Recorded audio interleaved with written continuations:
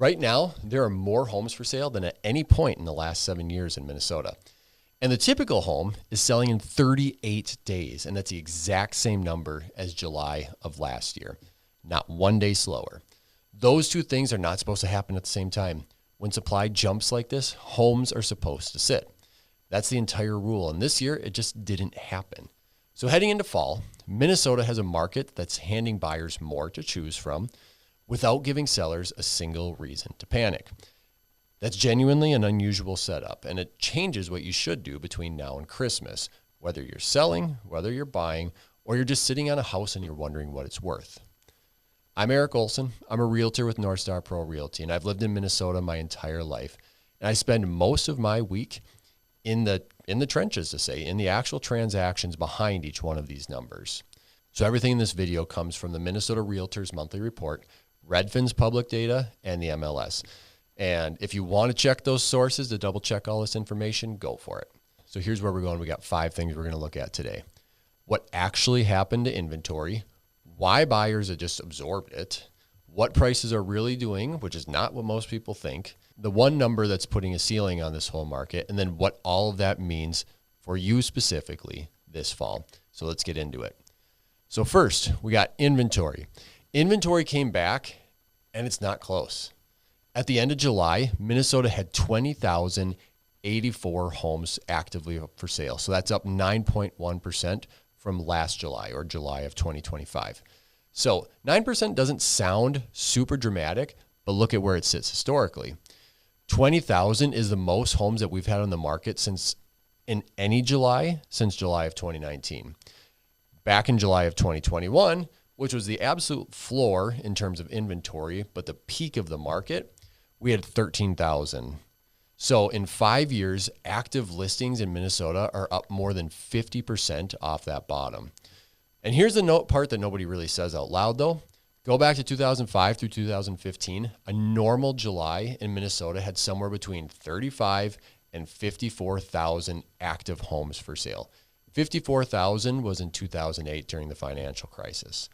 So yes, inventory is way up from the bottom. So both of these things are true. Anybody telling you that inventory is back to normal is wrong, and anybody telling you that nothing has changed is also wrong. The cleaner way to measure this is in months supply. So that's how long it would take for every home to sell on the market at the current pace. We are at 3.5 months here in Minnesota, and that's the highest July reading since 2017. In a balanced market, where neither side has the advantage, would typically be described as 5 to 6 months. So we're still actually in seller's territory.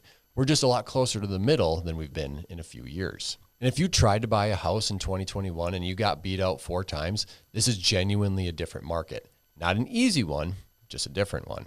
So then our second point, here's what makes this year a little bit strange. When inventory goes up 9%, homes normally start sitting. Days on market should climb, and that's the mechanic that everyone expects. But it didn't happen this year. Minnesota closed just a little over 7,600 sales in July. That's up 11.2% over last July. That's the biggest July jump that we've had since 2015. And then we're talking about pending sales. That's when homes go under contract, are up 3.5% year to date. And new listings are up 6.2% year to date. So sellers listed more and buyers bought more. And both sides showed up to the real estate market this year. And then when we talk about the days on market, we had 38 days in July, and last July, 38 days. It was identical to last year. But here's the number that actually really surprised me. Compared to the rest of the country, Minnesota is the 9th fastest selling state in America right now. That's 9th out of 50. Obviously, you know there's 50 states if you went to elementary school, but 9th is where Minnesota sits. The national median is 49 days, and we're at 35. And at the same time, our inventory growth is the 6th highest in the country. So we've added more supply than almost anybody else, and we're still selling faster than almost every other state. That combination is rare, and it tells you something real about demand in the state. People want to be here, and they're still moving. Our third thing we're going to talk about. Prices are up. The growth rate is not. Median sale price in July was $375,000, up 2.7% from this time last year. So prices are up, and let's get that out of the way because the crash crowd has been wrong for 4 straight years now, but the growth rate is the story. Year to date, the median price in Minnesota is up 1.2%. 1.2. In 2021, that same number was 13.5%.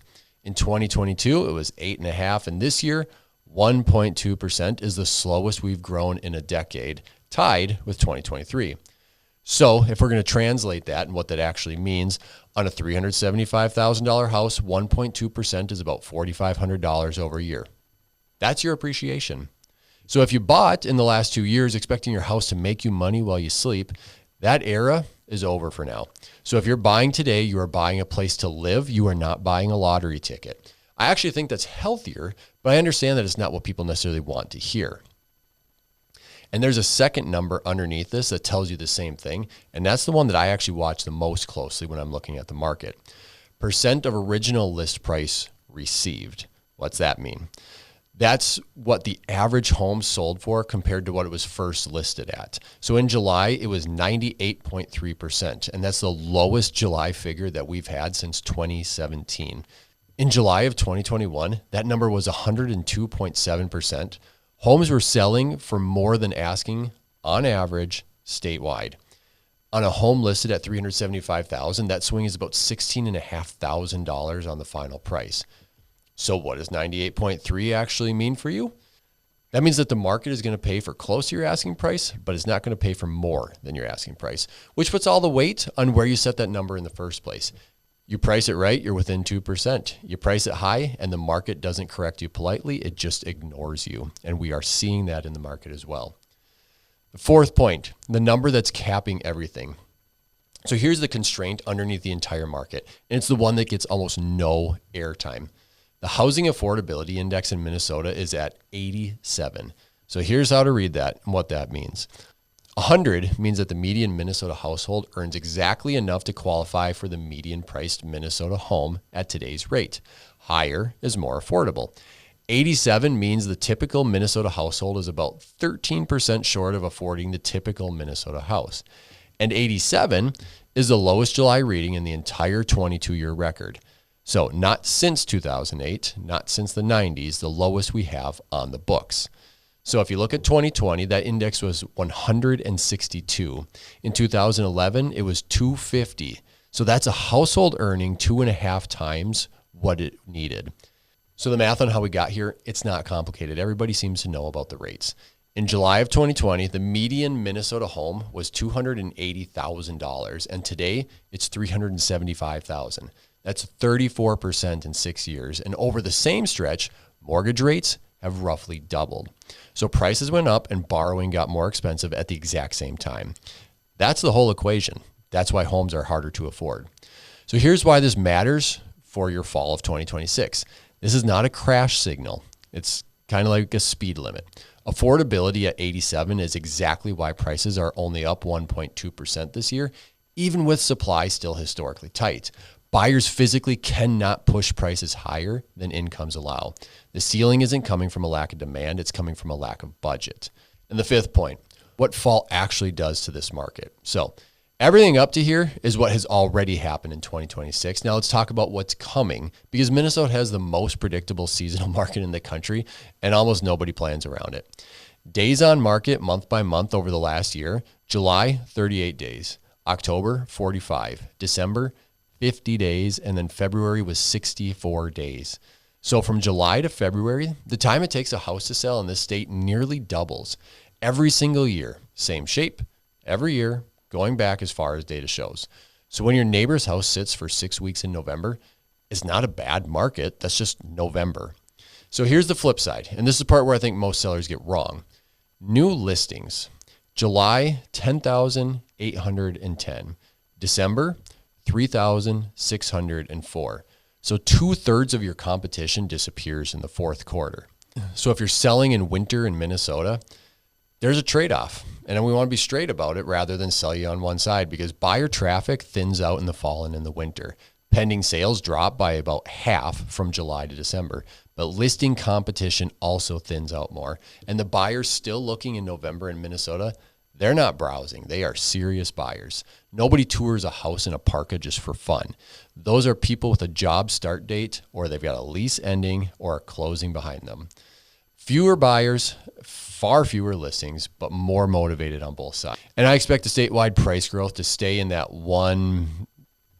maybe 1 to 3%, but probably closer to that 1% range rather than accelerating, because affordability at 87 simply won't allow for more than that. So what would change my mind on that? A big move in mortgage rates, and that's the one variable that resets the whole board, and it's the one that nobody gets to predict, honestly. So what do we do with this information? If we want to make it useful, there are 3 situations. If you're selling this fall, your pricing window is the first 2 weeks, and that's it. The market is paying 98.3% of the original list price, which means it will meet you at a fair number and it will not chase a high number. And the cost of guessing wrong is bigger in the fall than any other season, because if you miss your window in October, you're not relisting into November. You're relisting into a January market where homes take 59 days. Price it right the first time and you sell into thinner competition, and that's a real advantage. If you're buying this fall, you have the most selection that you've had since 2019, and it's about to get quieter. You have negotiating room that didn't exist in 2021. Homes are selling under asking on average now. And as for inspection items, ask for the closing costs help. The worst they can say is no. And in November, they might say yes. And if you're not moving at all, your house is probably worth about 2 to 3% more than it was a year ago. Not 15%, 2 to 3. So if you've been sitting on a home equity plan built on 2021 numbers, that plan needs to be updated.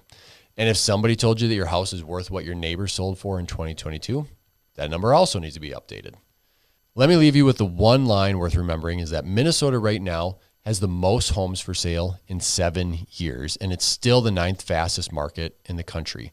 More choice, same speed, and that's the market that you're walking into this fall. That's not bad for sellers, and it's not bad for buyers. So this is all information as of the end of July of 2026. And if you want to know what this looks like in your specific town rather than statewide, make sure to get in touch. I'm happy to pull it for you. Remember, I'm specifically here in Minnesota. So thanks for watching. I'll catch you next month.